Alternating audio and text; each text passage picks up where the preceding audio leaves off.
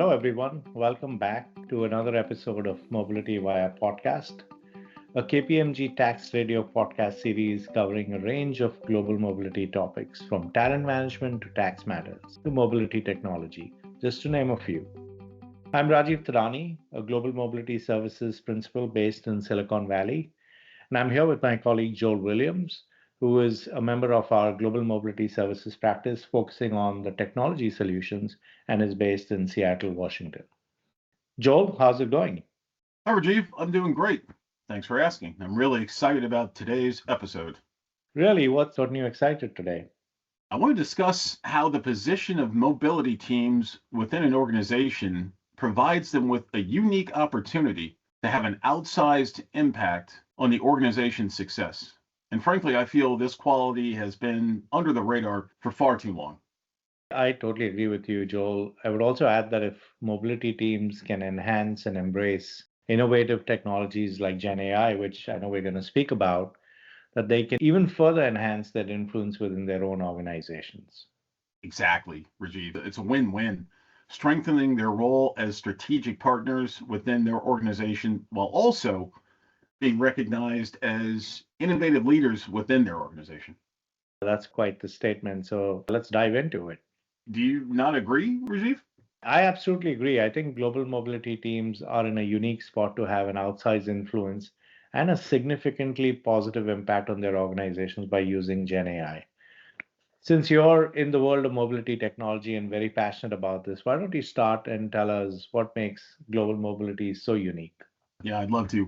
So when I think about what makes global mobility unique, I think of three key attributes. First, mobility teams sit at the intersection of so much of what's happening within a company. They work with multiple groups to facilitate the movement of employees from point A to point B, including payroll, HR, tax, technology, immigration, talent, just to name a few. They might also work with a global equity team if the company is listed on a stock market to support employees who have created cross-border tax liabilities related to equity, bonuses, or other incentive compensation. That's a unique perch to be sitting in, working with a whole host of teams who might not typically work with each other if not for mobility. Second, mobility teams work with all levels of employees throughout the business, from interns to senior leaders in a very personal way, helping them and their families in what can be a very stressful period of their lives. And then finally, employee experience, of course, is a key driver in the mobility world. Professionals are keen to get the experience right, and how employees feel about their move can help them get off to the right start or sour them about the company. I totally agree with what you just shared. It's really interesting that I don't know if we generally think of mobility sitting in this uniquely advantageous spot in their organization and having that level of influence and impact to different parts of their organization. Right, I'm with you. I think that needs to change. In many organizations, no other team intersects more with key decision makers than mobility teams. A GenAI adoption leader can further enhance their influence and effectiveness. It's a really good and fair point. At the time of recording, which is the middle of October, there's been a flurry of news in the last few weeks on the collaboration that's been happening between your traditional tech companies, chip makers, and Gen AI organizations. And it's been across the board, right? Not with one or two organizations. Let's double click and dive into what ways can innovation allow mobility professionals to demonstrate their strategic value within the organization with this environment of cross collaboration that's going on between Gen AI companies and the traditional tech chip makers, etc. It starts with mobility professionals considering how to leverage GenAI to bring value to their teams and to the stakeholders they serve, including providing personalized support, improving communication, and identifying successful candidate profiles for future assignments. Rajiv, I'll give you an example. In most organizations, employee satisfaction is a key metric measured by mobility and HR professionals. Mobility program managers could give employees access to a GenAI persona prior to their moves so they could submit questions to the persona that were created specifically for their fact pattern at any time.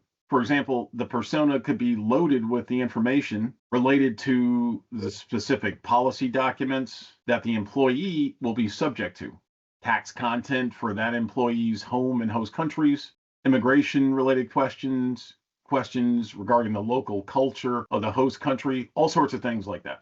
This persona would be an enhancement on the quote unquote chatbot idea because, unlike generic chatbots, the persona is personalized, built specifically for that employee. It's available 24/7 for the employee and their family as a personal concierge, basically a one-stop shop of information related to their specific assignment. So employees no longer need to wait for emails to be answered by their mobility teams or suppliers. The result is increased employee satisfaction within their mobile workforce. That's such a great example, and I'm sure it's one of many, right, that's happening right now and is being adopted and embraced by everyone in the industry, right? Not just global mobility professionals sitting in a corporate organization. It's not some vision of the future, right? I think that's the really cool thing about Gen AI is the adoption has been so quick. We've seen some of those statistics, right? A little over 2 years ago when we first saw that ChatGPT break out, we've seen how quickly people have adopted, including all of us at KPMG. And the reality is that's also setting and changing the expectations, right? In today's world, people want answers quickly. That fits perfectly in this self-serve model, which I know a lot of folks within the mobility industry have been advocating for the longest time, but maybe didn't have the tools or the resources or even the bandwidth to create something like that. And an added benefit is a persona. This is just one part of that multi-layered super service approach. Traditional communication methods such as email would still be available if preferred by the employee, but we're also seeing a little bit of that shift in how communication works in today's day and age. The example you shared covers all three of the attributes at the beginning of our discussion, which you outlined.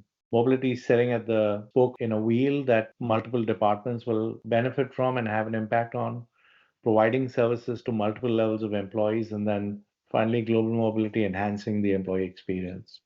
Exactly. GenAI provides what employees are looking for, which is several different ways to accomplish a task quickly and effectively. Joel, along those same lines, mobility teams could also leverage GenAI to assist with creating employee communications. A prime example is compliance communication. The number of compliance issues mobility professionals need to stay on top of in each location where their organization has mobile employees can be a bit daunting. Whether it is income tax, employment law, payroll regulations, immigration, it's a fairly long list. To satisfy their duty of care obligations to their workforce, it's important for mobility professionals to communicate tax and immigration law changes to ensure that employees understand these changes and that the employees know that their employer is being compliant, because at the end, it impacts both of these parties. While most mobility professionals may be comfortable with the legal and tax structure in their home country, their level of comfort with the laws and regulations may be much lower in many of the countries where the company does business. Gen AI can help take those complicated legalese and tax concepts and break them down into something that is easy to understand, easy to digest. Additionally, Gen AI can translate those concepts for non English speakers to their native language, further helping them understand what the information means for them. I think we see this pretty regularly, the number of languages that we interact with people in. By leveraging Gen AI, the mobility team can quickly update their employees on tax and immigration law changes to the extent it impacts them, allowing the employees to focus on the job that they're meant to be doing. Rajiv, I completely agree with you. Keeping employees up to date with compliance issues is so important for both themselves and their employer. And one thing we haven't talked about is how GenAI can support business strategy. Global mobility professionals regularly speak of the need to be seen as strategic partners within the business. Consider this. GenAI could be used to help teams identify the best candidate profiles for future assignments based on the analysis of past assignments. For instance, the data from assignments to Asia could be used to analyze which employees were deemed successful versus unsuccessful.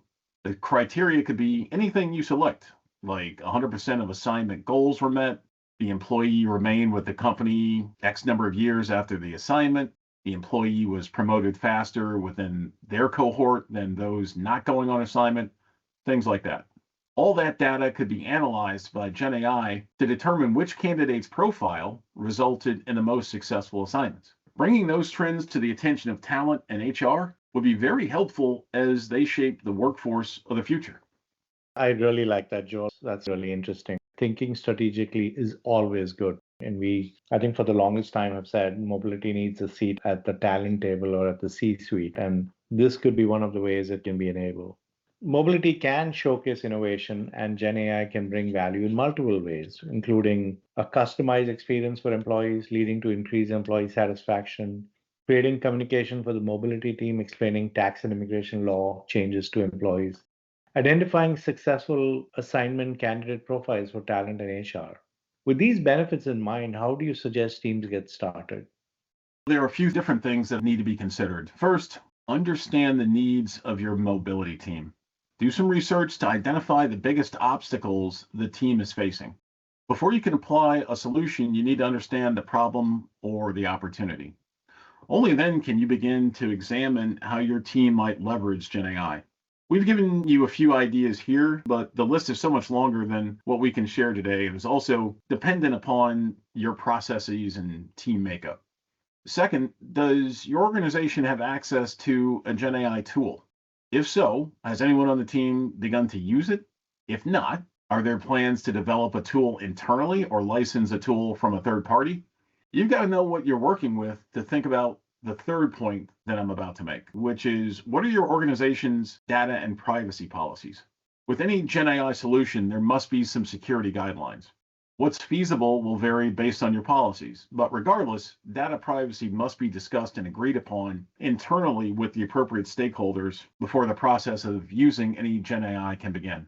Now that you understand the guardrails related to your data, it needs to be in a usable format. The insights GenAI provide will only be as good as the data you share with the tool. In addition to the data being clean and in a workable format, you may want to revisit your data strategy. Does your organization leverage data from HR, talent, and mobility? Or does the data represent a snapshot in time or a lengthier period to identify trends? Is the data compared to any business goals? Aligning your data strategy with the goals of your business leaders will help make the mobility function less tactical and more strategic in nature, which I think is the holy grail. There certainly are other considerations, but I think this is a great place to start. Ultimately, adoption and success come down to trust. Will the team trust the outputs received from the tool? Will they trust that the data they input will be safe? Will they feel confident that this tool can help them be more effective at their jobs and free them up to do more high-value tasks? Only a well laid out GenAI strategy will answer these questions. Well said, Joel. And these are really exciting times for all of us in the world of global mobility, but certainly the global mobility corporate professionals. We're at that forefront of new ways to engage with technology. And we're not just talking about a concept. We're talking about real life examples where we've seen it deployed both at the service provider level, at the corporate level. It truly is a very interesting time in our industry.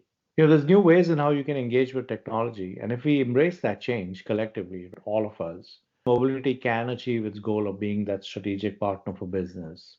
This has been such a fascinating conversation, Joel, and your background in technology and your focus on Gen AI really came through. So I thank you for that. It's been great chatting with you. Couldn't have said it better, Rajiv. And same, looking forward to our next sit down. Thanks.